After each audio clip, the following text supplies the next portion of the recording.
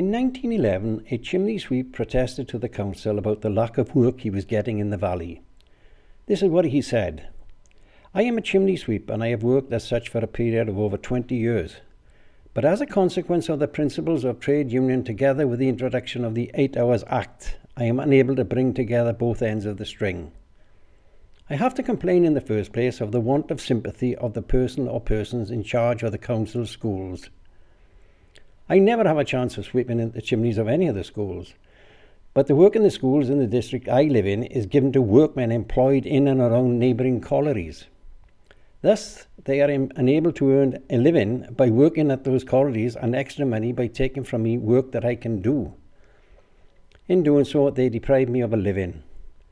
In the second place, the councillors, in giving the said work to persons who are earning a living at the collieries, countenance a principle which is inconsistent with their views. At any rate, I believe it to be so. Gentlemen, let me have a little fair play, please. Come on, whare take. There are a lot of checkweighers and miners agents on the council. I am sure neither of them would like me to do their work if I could so." In 1910, an elderly woman appeared before Rhondda magistrates charged with stealing a fowl. The court heard that the owner of the fowls said that she had missed several of them. She could not identify the fowl, but said that the feathers were the same as those on the missing bird. A police officer searched the defendant's house and found the fowl hidden in a bedroom, and the feathers in a corner of the pantry. Defendant, with a smile, pleaded guilty and a fine of 30 shillings was imposed.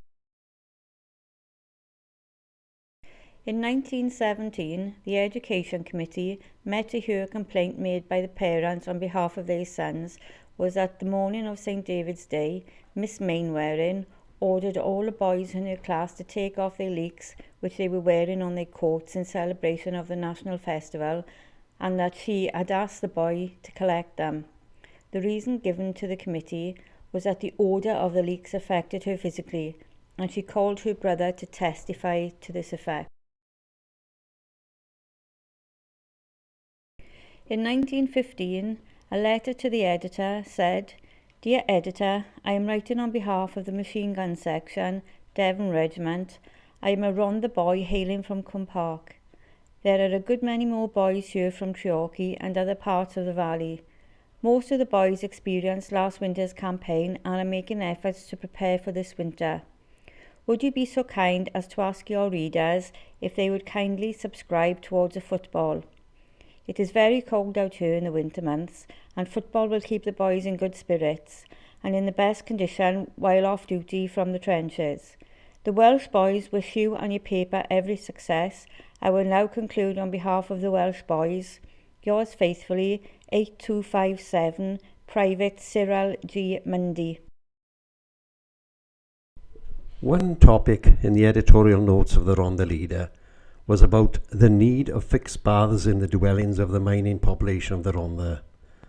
The present bathtub in the colliers' houses where the males perform their ablutions in the presence of their womenfolk and children is highly objectionable and cannot but have a detrimental effect on the community. In 1916, a Treallo collier was fined 30 shillings for stealing a billiard ball worth 10 shillings and 6 pennies from a hotel. He said he was not guilty of theft and he had the ball in his pocket. Someone must have put it there.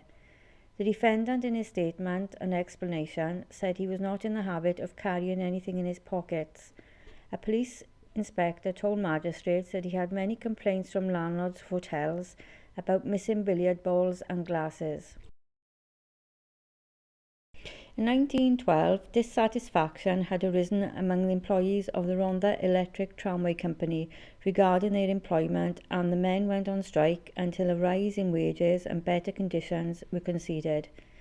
A deputation demanded that the wages of drivers should be increased from 6 pennies to 7 pennies per hour and conductors from 5 pennies to 6 pennies.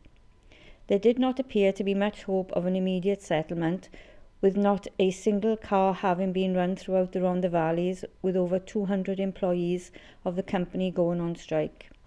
The sudden suspension of the service meant a good deal of inconvenience to the miners, who travelled long distances to their work in the morning A large number of them were unable to reach the pits in time and were forced to return home. In December 1919, Sir Arthur Conan Doyle, the creator of Sherlock Holmes, was the guest speaker at a public meeting held at Mardy Workman's Hall. Sir Arthur, who was accompanied by Lady Doyle, not only wrote several books about the famous detective, but was also a great authority on spiritualism, the belief that the dead are able to communicate with the living through an earthly conduit or medium. Sir Arthur told the meeting that with all the conviction he possessed, that he had spoken to his own dead son, brother and nephew, all of whom died during the war. He said, "You may say I am deluded. The first time I met my boy, there were 6 witnesses present, and the second time there were 12.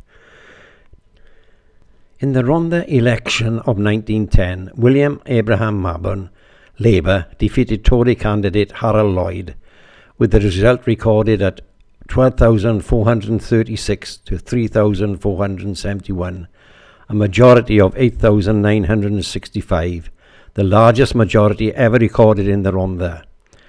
A police inspector reported that on the day of the Rhondda election, he visited the polling booths and did not find a single instance of a person being under the influence of drink. Regarding public houses, there were few people inside them at all. The long spell of drought in 1911 resulted in a water famine in the Rhondda, and notices were issued by Rhondda Council giving particulars of the times at which water is supplied to various parts of the district, and requires householders to use water for domestic purposes only. In some houses in Penregraig district, no water had been in the taps for 2 days, with a brief spell of about 10 minutes in the early morning when the majority of the inhabitants are snoozing comfortably in their beds. The famine has given rise to a new employment for the strikers. Strikers in the Penregraig district became water carriers, and armed with pails, toilet jugs and tin cans, they stalked the neighbouring hills in true Indian fashion in the quest for water. At one tiny spring situated in the quarry above Pentre Farm, a long queue waited in their turns for precious liquid. Some of the children who came with pails to fetch water declared with gusto that they had not washed for 2 days. Mountain brooks are running dry and sheep and cattle are undoubtedly suffering. The situation is becoming serious and rain is eagerly hoped and prayed for.